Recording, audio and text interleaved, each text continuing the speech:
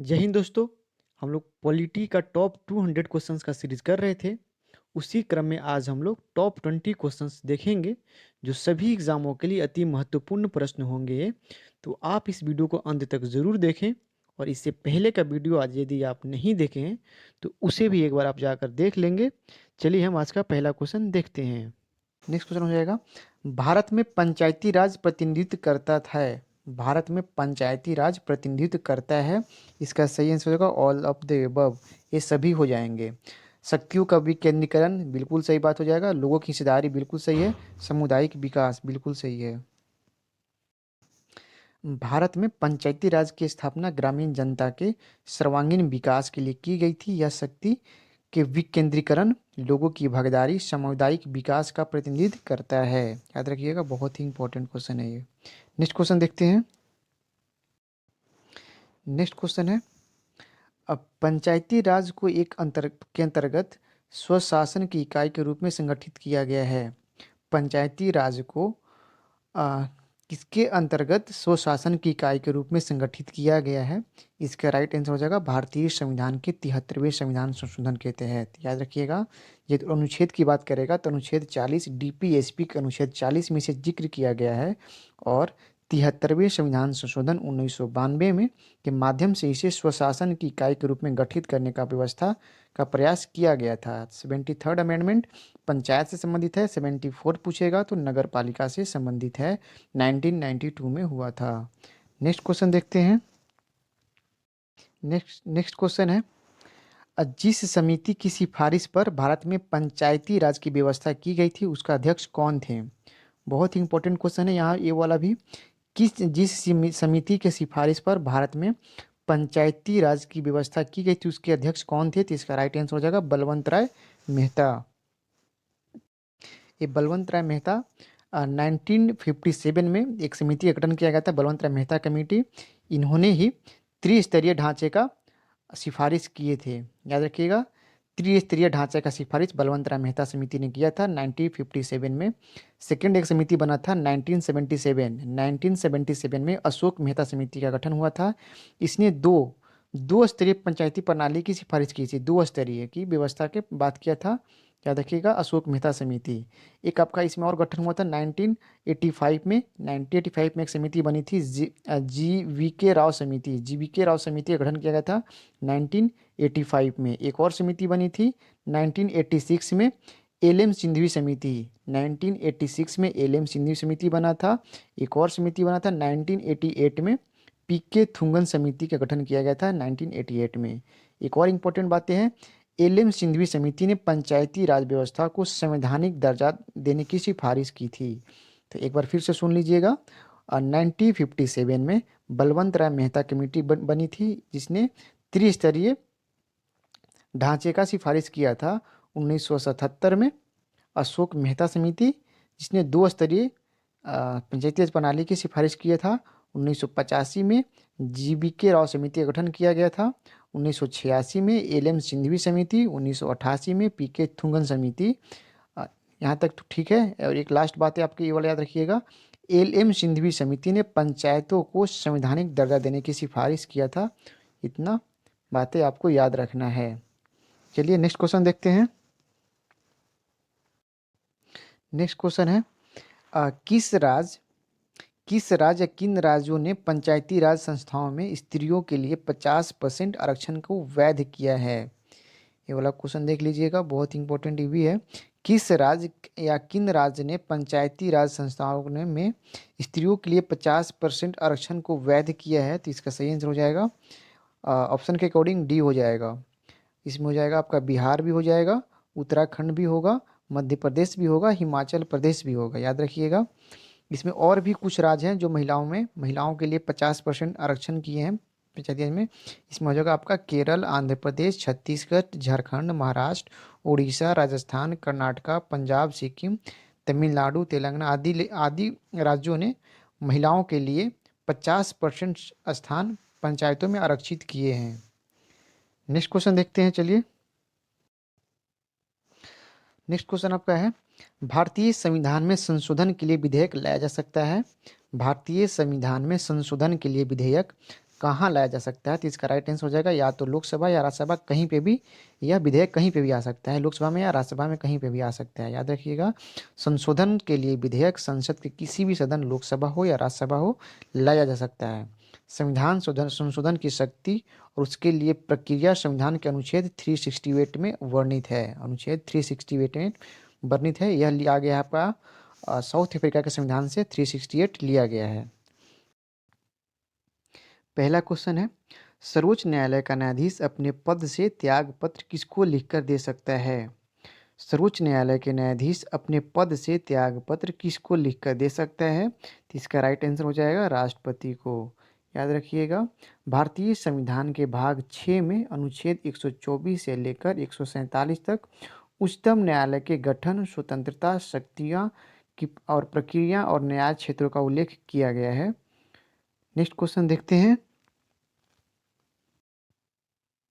न्यायिक पुनर्वलोकन का अर्थ यह है कि सर्वोच्च न्यायालय न्यायिक पुनर्वलोकन का अर्थ यह है कि सर्वोच्च न्यायालय किसी भी राज्य के कानूनों को अवैध घोषित कर सकता है। याद रखिएगा, किसी भी कानूनों को अवैध घोषित कर सकता है न्यायिक पुनर्वलोकन के माध्यम से सर्वोच्च न्यायालय। ठीक है।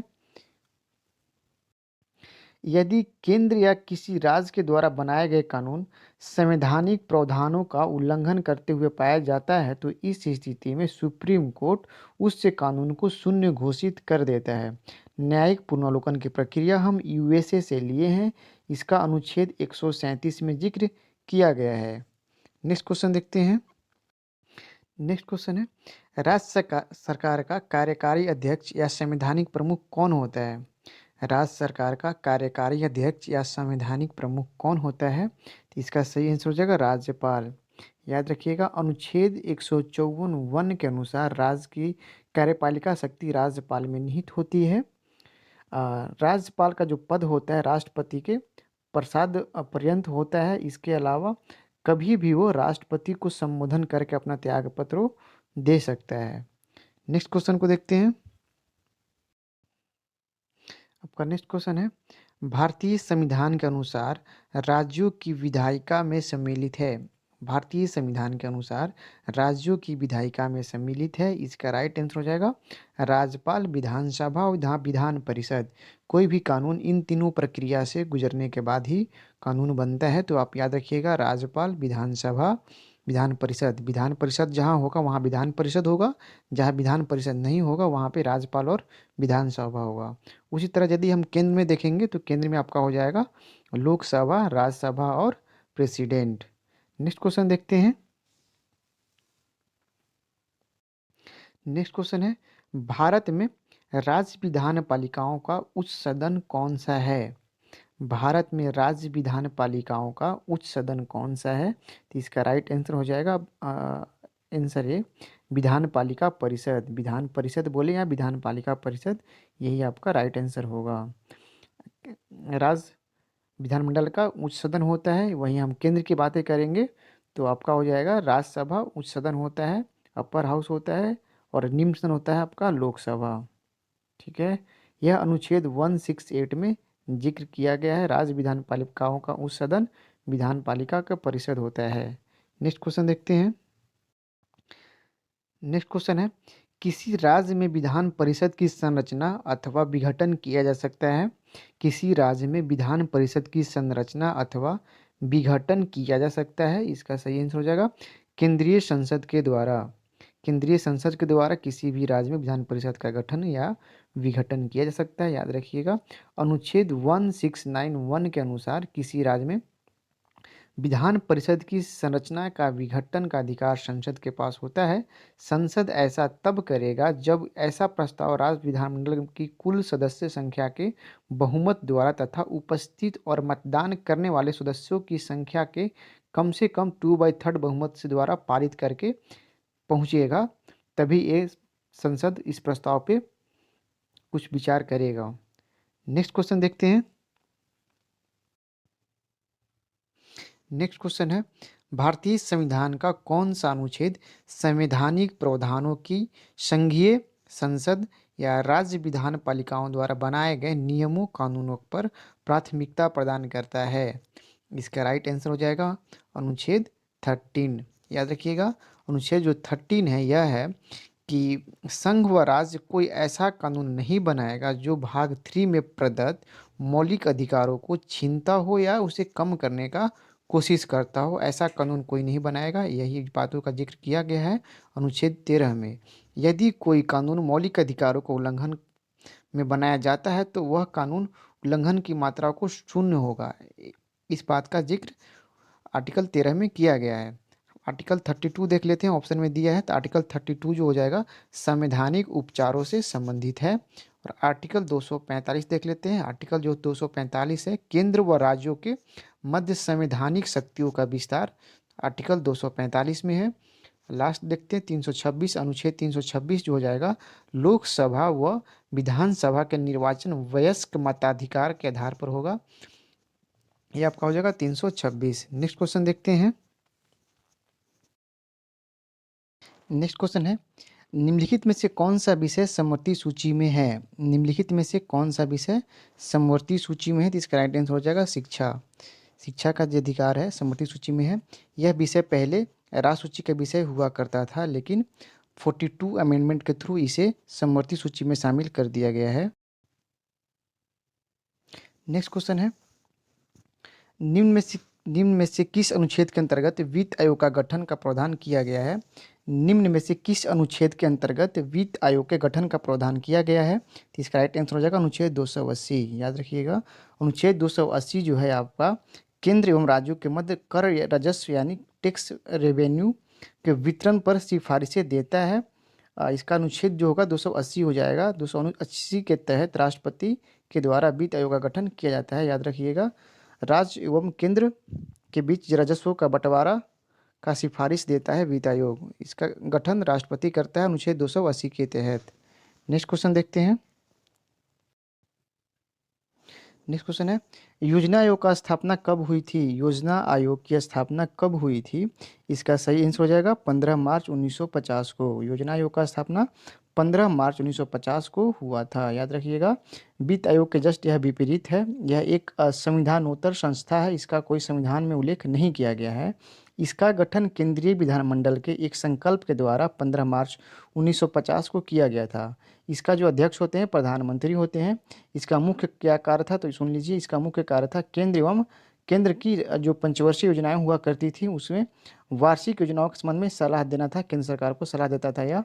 लेकिन अब यह योजना आयोग की जगह पे अब यह नीति आयोग बन गया है। 1 जनवरी 2015 को मोदी जी ने इसे नीति आयोग बना दिया है। याद रखिएगा नीति आयोग का भी अध्यक्ष आपका प्रधानमंत्री नरेंद्र मोदी ही होंगे। नेक्स्ट क्वेश्चन देखते हैं। याद देखिए नेक्स्ट क्वेश्चन है निम्न में से किस वर्ष सरकरिया आयोग जिसे केंद्र और राज्य संबंधों में परिवर्तन की संस्तुति के अधिकार दिया गया था ने अपना प्रतिवेदन जमा किया था। सरकरिया आयोग, याद रखिएगा सरकरिया आयोग का गठन किया गया था 1983 में। सर्वोच्च न्यायालय के एक सेवानिवृत्त न्यायाधीश थे ये। आर एस सरकरिया की अध्यक्षता में आर एस सरकरिया की अध्यक्षता में 3 सदस्यीय आयोग का गठन किया गया था 1983 में। लेकिन यह जो आयोग था अपना रिपोर्ट जो है 27 अक्टूबर 1987 को आधिकारिक तौर पे अपना प्रतिवेदन जमा करता है। तो इस तरह से आपका 1987 इसका सही आंसर हो जाएगा। याद रखिएगा इस आयोग ने केंद्र और राज्य संबंधों की सुधार की दिशा में 247 सिफारिशें प्रस्तुत किया था। याद रखिएगा 247 सिफारिश इस आयोग ने प्रस्तुत किया था केंद्र और राज्यों के बीच संबंध को सुधार में लाने के लिए। नेक्स्ट क्वेश्चन देखते हैं। नेक्स्ट क्वेश्चन है पंचायती राज विषय है। पंचायती राज विषय है, इसका राइट आंसर हो जाएगा राज सूची का। पंचायती राज जो आपका है राज सूची का विषय है। याद रखिएगा पंचायती राज एक लोकतांत्रिक विकेंद्रीकरण एक व्यवस्था है। संविधान के भाग 9 के अंतर्गत अनुच्छेद 243 से लेकर 243(9) के तहत इसका जिक्र किया गया है। याद रखिएगा 2 अक्टूबर 1959 को नागौर में पंचायती राज व्यवस्था का उद्घाटन किया गया था। नागौर अभी आपका राजस्थान में है। 2 अक्टूबर 1957 को पहली बार नागौर में पंचायती राज व्यवस्था का उद्घाटन किया गया था। सही है। नेक्स्ट क्वेश्चन देखते हैं। नेक्स्ट क्वेश्चन है भारतीय संविधान के निम्नलिखित अनुच्छेदों में से कौन सा अनुच्छेद राज्य की सरकारों को ग्राम पंचायत को संगठित करने का निर्देश देता है।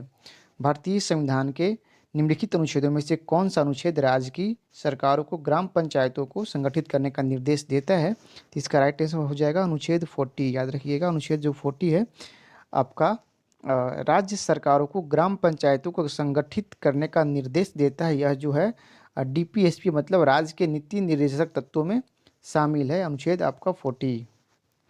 नेक्स्ट क्वेश्चन देखते हैं।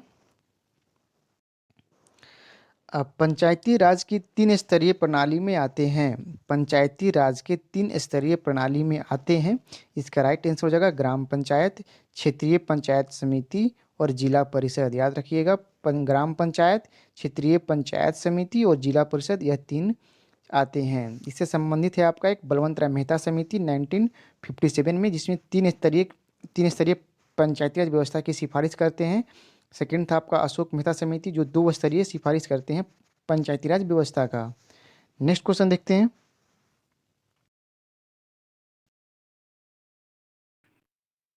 थैंक यू दोस्तों, कल मिलते हैं फिर नेक्स्ट पार्ट में। All the best.